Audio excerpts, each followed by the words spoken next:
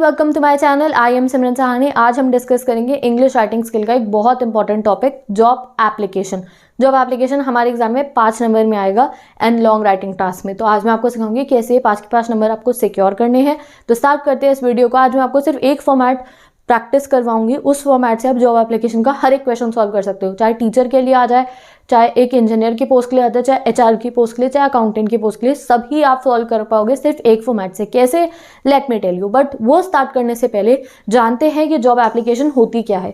तो आपने कभी अखबार देखा है, न्यूज़पेपर में हमेशा एक एडवर्टाइजमेंट वाला कॉलम होता है, ब्लैक एंड व्हाइट से इतने बॉक्सेस बने होते हैं, अलग अलग एडवर्टाइजमेंट हमारे न्यूज़पेपर में छपे होते हैं, और जिन लोगों को जॉब होती है वो वहाँ से अपने लिए जॉब ढूंढते हैं। जैसे कि अगर कोई फर्म है, उनको किसी अकाउंटेंट की जरूरत है, तो वहाँ अखबार में छपवा देंगे, जिससे कोई अकाउंटेंट आके उसमें चेक करके उनकी कंपनी में अप्लाई कर सकता है। अगर किसी स्कूल को टीचर्स की जरूरत है तो वो एडवर्टाइजमेंट छपवा देते हैं, तो जिन टीचर्स को जॉब की जरूरत होती है तो वो चेक कर लेती हैं, अच्छा ठीक है स्कूल में वैकेंसी निकली है, मैं जाके जो है स्कूल में अप्लाई कर देती हूँ। ठीक है, तो एक कंडीशन सोचते हैं कि एक टीचर है, उन्हें जॉब की ज़रूरत है, तो उन्होंने चेक करा एडवर्टाइजमेंट, उन्हें लगा रे वाह स्कूल में तो वैकेंसी निकली है, यहाँ मैं अप्लाई कर सकती हूँ।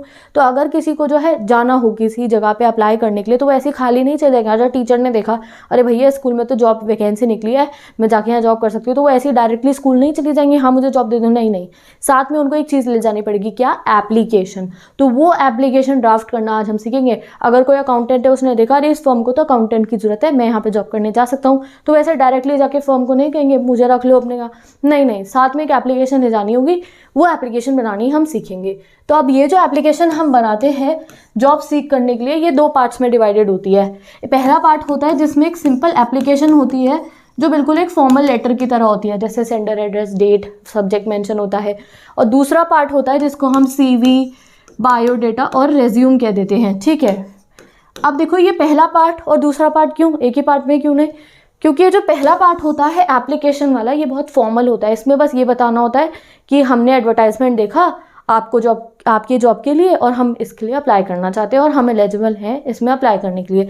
इसमें आप अपना नाम, पता, ये सब नहीं बताते हो, अपनी पर्सनल डिटेल सारी की सारी हम बताते हैं सीवी और बायोडेटा वाले कॉलम में। ठीक है, तो जो एप्लीकेशन वाला सेक्शन है वो बहुत फॉर्मल होता है, उसमें फॉर्मली खुद को इंट्रोड्यूस करा जाता है।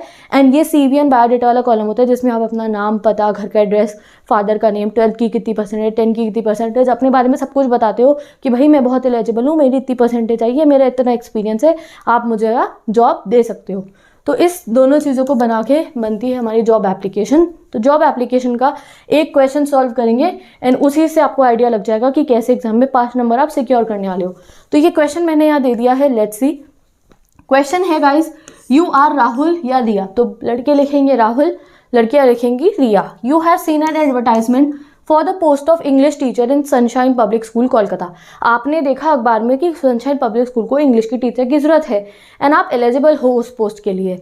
तो write a letter in response to the advertisement, give a detail biodata. आपको क्वेश्चन में गिवन है कि लेटर भी लिखो, साथ में बायोडेटा अटैच करो। तो चलो राहुल एंड रिया बनके राहुल एंड रिया की हेल्प करते हैं उनका जो है जॉब एप्लीकेशन लेटर फॉर्म करने में। ठीक है, तो इसको मैं रब कर रही हूँ। क्वेश्चन आपने देख लिया ना, लड़के राहुल है, लड़कियां रिया है। हमने पढ़ा अखबार में, अखबार का नाम नहीं बताया कौन से अखबार में पढ़ा, हमने अखबार में एडवर्टाइजमेंट देखा कि सनशाइन पब्लिक स्कूल कलकत्ता को क्या चाहिए, वो इंग्लिश टीचर के लिए वैकेंसी है। तो चलो हम बनाते हैं एक अच्छा सा जॉब एप्लीकेशन लेटर। तो हमेशा जॉब एप्लीकेशन लेटर स्टार्ट होगा सेंडर के एड्रेस से। अब यहाँ पे सेंडर कौन है, राहुल या रिया, तो उनका एड्रेस तो दिया नहीं था क्वेश्चन में, तो खुद से बना के लिख देंगे, कोई बात नहीं। तो चलो लिखते हैं 213 सनशाइन अपार्टमेंट। ठीक है, और जगह कौन सी लिखेंगे, सिटी, कोलकाता ही लिख देना, क्योंकि गाइज वो स्कूल कहाँ का गिवन है, कोलकाता का गिवन है। तो ऐसा नहीं है दिल्ली से कोलकाता जॉब करने थोड़ी जाओगे रोज रोज स्कूल के टीचर की, नहीं ना, कोलकाता में ही आप रहने चाहिए। तो इसलिए थोड़ा लॉजिक और सेंस यूज करके सेंडर का एड्रेस बनाना। ठीक है, अगर क्वेश्चन में गिवन हो कि स्कूल दिल्ली में है तो सेंडर एड्रेस में भी दिल्ली लिखना। ठीक है, अब डेट मेंशन करते हैं हम, तो डेट कोई भी मेंशन कर दो, फेब्रवरी चल रहा है फेब्रवरी कर देते हैं, आपके एग्जाम जिस मंथ में हो रहे होंगे वही वाली डेट मेंशन कर देना। तो लेट्स सी, तो डेट हम मेंशन कर देते हैं फरवरी 2022। ठीक है, अब लिखना होगा रिसीवर की डेजिग्नेशन और उसका एड्रेस।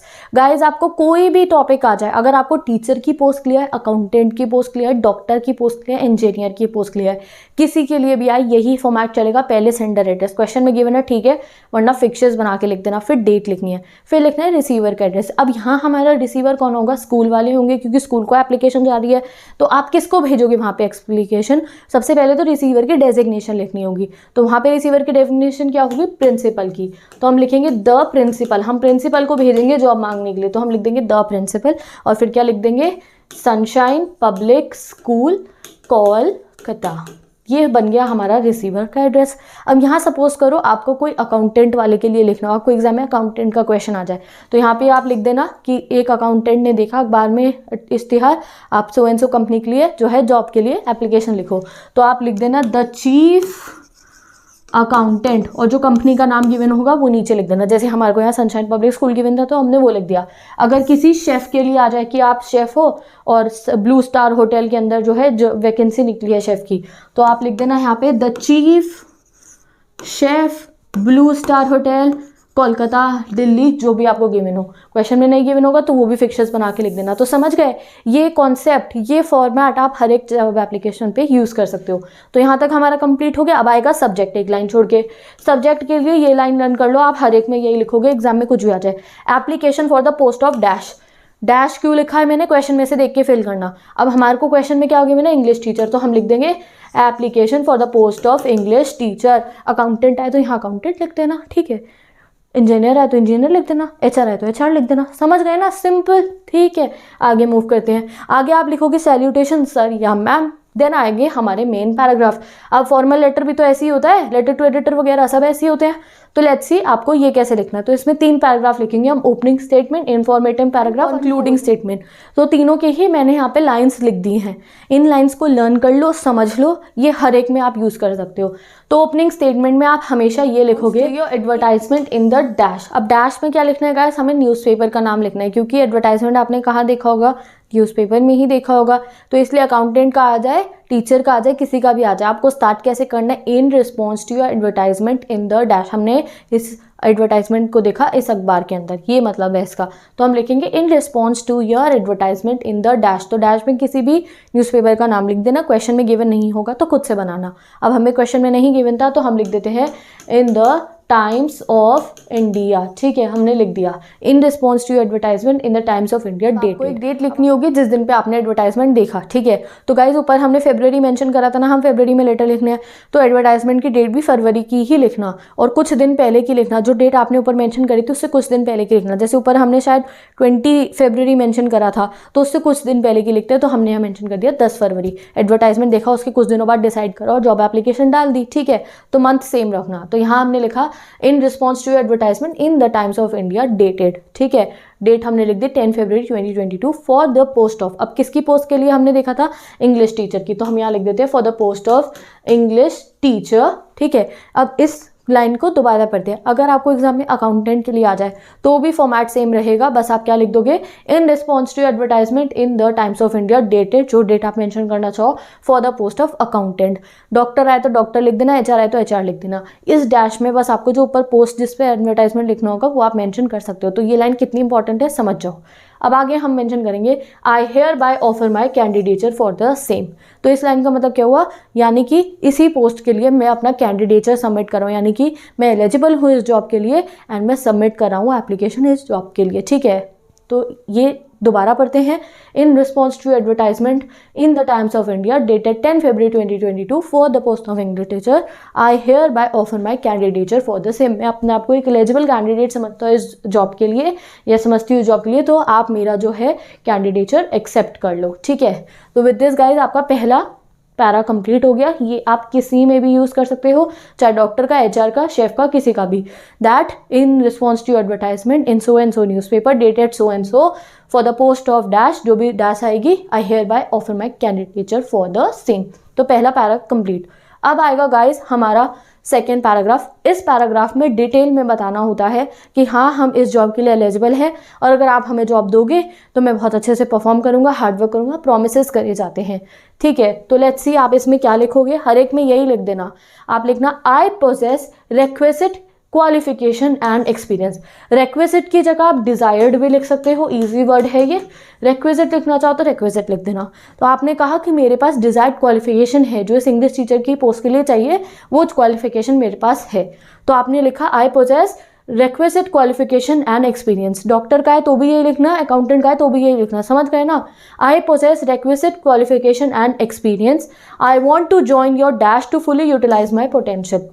आप टीचर है तो स्कूल लिख देना, अकाउंटेंट है तो फर्म लिख देना, शेफ का है तो रेस्टोरेंट लिख देना। That I want to join your school to fully utilise my potential. या आप इंस्टीट्यूशन भी लिख सकते हो, I want to join your institution to fully utilise my potential. मैं खुद की पोटेंशियल को अच्छे से यूटिलाइज करना चाहता हूँ, इसलिए मैं आपकी कंपनी, आपकी इतनी बेहतरीन कंपनी, आप कितने बेहतरीन स्कूल में आके जॉब करना चाहता हूँ या चाहती हूँ। तो ये एक सुंदर सी लाइन हमने लिख दी। ठीक है, अब आगे आपको लिखना है दैट अगर मुझे चांस मिली तो मैं कैसा परफॉर्म करूंगा, अगर मुझे ये जॉब मिली तो मैं कैसा परफॉर्म करूंगा, पहले से ही उन्हें बता दो। तो हम आगे ये लाइन लिखेंगे, सब में ये लाइन लर्न कर लो, स्क्रीनशॉट ले लो इसके। इफ गिवन अ चांस, अगर मुझे चांस मिली, I shall put my best foot forward in your organisation. यानी कि अगर आपने मुझे चांस दी तो मैं बहुत अच्छे, बेस्ट फुट फॉरवर्ड मतलब मैं बहुत अच्छे से काम करूंगा और अपनी आपको करके दिखाऊंगा अच्छे से काम। ठीक है, तो I shall put my best foot forward in your organisation and strive hard for the development of the same. ठीक है, तो इससे क्या होगा, इम्पैक्ट बढ़ेगा, आपका लेटर बहुत, आप कह सकते हो कि इंटरेस्टिंग लगेगा। अच्छी इंग्लिश आपने यूज़ करी है तो इस लाइन को लर्न कर लो। I shall put my best foot forward in your organisation and strive hard for the development of the same. आपकी कंपनी के, आपके स्कूल के डेवलपमेंट के लिए बहुत मेहनत करूंगा, इसका मतलब ये है। ठीक है, अब लास्ट में आप लिख देना I assure you that I shall work with full devotion and sincerity. और मैं आपको अश्योर कर रहा हूँ कि मैं बहुत मेहनत और बहुत डिवोशन के साथ आपकी कंपनी में काम करूँगा। ठीक है, तो गाइज ये लाइंस को लर्न कर लो, चाहे अकाउंटेंट किया है, चाहे डॉक्टर किया है, चाहे HR किया है, आप ये लाइंस लिख देना, ब्यूटीफुल लाइंस जो आपको मार्क्स दिलवाएंगी। क्या, I possess requested qualifications and experience, मेरे पास क्वालिफिकेशन भी एक्सपीरियंस भी है। I want to join your institution to fully utilise my potential. आपका इंस्टीट्यूशन ज्वाइन करके मैं अपनी पोटेंशियल पूरी करना चाहता हूँ या चाहती हूँ। And if given a chance, अगर आपने मुझे चांस दे दिया, I shall put my best foot forward, मैं बहुत कड़ी मेहनत करूंगा in your organisation and strive hard for the development of the same. आपकी कंपनी के डेवलपमेंट के लिए बहुत मेहनत करूंगा। और फिर अश्योरिटी दिलानी है, आई अश्योर यू, आपने अगर मुझे जॉब दे दी तो मैं प्रॉमिस करता हूँ, मैं अश्योर करता हूँ या करती हूँ that I shall work hard, मैं अच्छे से काम करूंगा with full devotion and sincerity. ठीक है, वर्क हार्ड भी लिख सकते हो, work with full devotion and sincerity, कुछ भी लिख सकते हो। तो ये हो गया सेकंड पैरा भी कंप्लीट। स्क्रीनशॉट आई होप आप लेते जा रहे हो। अब आते हैं कंक्लूडिंग स्टेटमेंट में सिंपल बताना होता है कि इस लेटर के साथ में आप अपना बायोडेटा अटैच करिए, जिसमें आपका नाम, पता, घर का एड्रेस सब कुछ गिवन होगा। तो लेट्स सी आप क्या लिखोगे, with this letter I am enclosing my, ये मी लिखा है, माई है। ठीक है, तो चलो इसको मैं ठीक कर देती हूँ। I am enclosing my brief biodata and attested copies of my mark sheet for your keen and kind consideration। इसका मतलब क्या हुआ कि आपके keen and kind consideration, आपकी consideration के लिए मैं इसके साथ में अपना बायोडेटा लगा रही हूँ और अपनी मार्कशीट भी, क्योंकि गाइज हम हमेशा बायोडेटा में मेंशन करते हैं 10 की परसेंटेज, 12 की परसेंटेज, BA MA की परसेंटेज, ग्रेजुएशन की परसेंटेज, BCom MM की परसेंटेज, कितनी डिवीजन आई है, तो उसके लिए एक मार्कशीट भी तो होती है उनकी। तो मार्कशीट की अगर हम फोटोकॉपीज लगा देते हैं तो उसके ऊपर जो आपको जॉब दे रहे हैं उन पर इम्पैक्ट पड़ता है, उन्हें पता चल रहा है कि हाँ आप सच कह रहे हो, आपकी CBSE बोर्ड में इतनी परसेंटेज आई है, तो हमेशा फोटोकॉपीज लगा देते हैं। तो आप अगर आप ये लिख दोगे तो अच्छा लग रहा है आपका पैराग्राफ। चाहो तो आप नहीं भी लिख सकते, जैसे कि अगर आप चाह रहे हो कि मुझे मार्कशीट अटैच नहीं करनी तो बस आप यहाँ लिख देना, in this letter I am enclosing my brief biodata. ठीक है, यहाँ पे आप कंप्लीट कर देना, बट अगर आप चाहते हो तो कॉपीज वाला ऐड कर सकते हो। ठीक है, ये मैंने आपको चॉइस दे दी है। तो अगर आप कॉपीज ऐड नहीं करोगे मार्कशीट की तो आप बस ये लिख देना, with this letter I am enclosing my brief biodata for your keen and kind consideration, आपकी कंसिडरेशन के लिए। लास्ट लाइन लिखोगे, अब बताओगे ना उनको कि अगर मुझे बुलाना हो तो आप लिख देना, I can come on any date. अपनी तरफ से कहना आप जिस डेट पे बुलाओगे मैं आ जाऊँगा। For an interview schedule according to your suitability, interview के लिए मैं किसी भी डेट पे आ सकता हूँ या आ सकती हूँ according to your suitability. Third paragraph भी कंप्लीट। लास्ट में लिखेंगे बहुत इज्जत से, योर सिंसियरली या योर्स ट्रूली। चॉइस दी है मैंने आपको, कुछ भी लिखना, नाम लिखना। लड़के लिखेंगे यहाँ राहुल, लड़कियाँ लिखेंगी या रिया, क्योंकि हम तो इंग्लिश टीचर है ना अभी। लास्ट में बहुत ज़रूरी है लिखना एनक्लोजर, कि आपने अपने इस एप्लीकेशन के साथ में क्या लगाया है। तो हमने लगाया है साथ में बायोडेटा और अटेस्टेड कॉपीज़ ऑफ मार्कशीट्स, ठीक है। तो चलो गाइस, अब हमें अपना मेन चीज़ देखनी है बायोडेटा। तो बायोडेटा कैसे बनाते हैं, I am telling you, CV भी कहते हैं, इसे रिज्यूम भी कहते हैं। तो कैसे बनाते हैं बायोडेटा, एग्जाम के लिए एक फॉर्मेट बताऊंगी, जैसे ये बताया सब आ जाएगा उसी से ही। तो एक बार आपको इसका भी स्क्रीनशॉट क्लोजिंग स्टेटमेंट का ले लिया आपने, इन्फॉर्मेटिव पैराग्राफ का भी ले लो, ओपनिंग स्टेटमेंट का भी ले लो, पूरा फॉर्मेट आपका कंप्लीट। इस फॉर्मेट से आप अकाउंटेंट, HR, इंजीनियर, टीचर किसी का भी एप्लीकेशन फिल कर सकते हो। अब हम आते हैं कि सेकंड पार्ट, रेज्यूमे बायोडेटा कैसे बनाते हैं। तो सबसे पहले इसका स्क्रीनशॉट ले लो और फिर इसे समझते हैं। सबसे पहले लिखना नेम, यहाँ पे लड़के क्या लिखेंगे, लड़के यहाँ लिखेंगे राहुल, लड़कियाँ यहाँ लिखेंगी, क्या नाम बोला था मैंने, रिया, ठीक है। तो चलो बॉयज़ के लिए फिल कर देते हैं, राहुल फिल कर दिया मैंने। फादर नेम कोई भी बना देना, जैसे राजेंद्र, ठीक है। और अगर आप कुमार लिख देना आगे, ठीक है।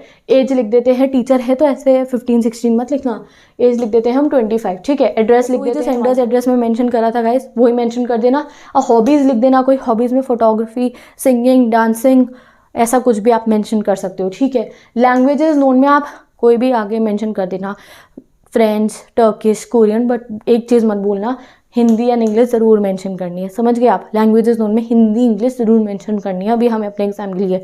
साथ में अगर आपको फ्रेंच आती है तो फ्रेंच, टर्किश कोई भी आप मेंशन कर सकते हो। Nationality Indian. तो ये आपको बायोडेटा इस तरीके से बनाना है। देन आएगी हमारी एजुकेशनल क्वालिफिकेशन, आप कितने पढ़े लिखे हो, कितनी परसेंटेजेस आई हैं आपकी। तो सबसे पहले हम लिख देंगे, सबसे पहले 10th की बताते हैं, तो लिखना पास सेकेंडरी एग्जाम फ्रॉम CBSE, यानी कि 10th में कितनी percentage I, pass secondary exam from CBSE with dash percentage. आपकी चॉइस है, कितनी भी लिख सकते हो, 90, 95 कितनी भी लिखना, तो हम तो ज़्यादा ही बताएंगे 95%, ठीक है। देन लिखना pass senior secondary exam from CBSE with 98% लिख दिया हमने यहाँ पे, ठीक है, कि 12th में हमारी 98% आई। देन हम बात करेंगे ग्रेजुएशन की, टीचर्स के लिए ग्रेजुएशन भी तो ज़रूरी है, तो हम लिख देते हैं पास ग्रेजुएशन फ्रॉम यूनिवर्सिटी, कोई भी मेंशन कर देना, दिल्ली यूनिवर्सिटी या कोई भी यूनिवर्सिटी। तो हमने लिख दिया पास्ट ग्रेजुएशन फ्रॉम, या हम यहाँ पे कोई भी कोलकाता है तो कोलकाता यूनिवर्सिटी लिख देना, एनीथिंग, ठीक है। Past graduation from Kolkata university with first division, ठीक है।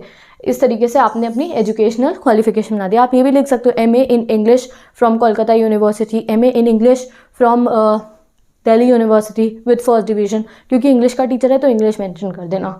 तो यहाँ पे हमारा हो गया रेज्यूम एंड बायोडेटा का काफ़ी पोर्शन कंप्लीट। अकाउंटेंट के लिए है तो BCom MCom मेंशन कर देना, ठीक है। यहाँ पे आपने देख लिया एजुकेशनल क्वालिफिकेशन मेंशन कर दी। अब एजुकेशन क्वालिफिकेशन के बाद हम मेंशन करते हैं प्रोफेशनल क्वालिफिकेशन, ठीक है। अब इसमें सबसे पहले मेंशन करना होता है एक्सपीरियंस, कि आपके पास कोई वर्क एक्सपीरियंस है या नहीं। तो हमेशा लिख देना कि टीचर आए तो इस स्कूल में इतने साल जॉब करी है, अकाउंटेंट आए तो इस फर्म में करी है, शेफ़ आए तो इस होटल में मैंने इतने समय तक काम करा, ऐसे मेंशन कर देना। तो हम एक्सपीरियंस में लिख देते हैं worked as English teacher with ABC public school for 2 years। हमने लिख दिया कि अभी तो हम ABC पब्लिक स्कूल में 2 साल का एक्सपीरियंस है हमारे पास।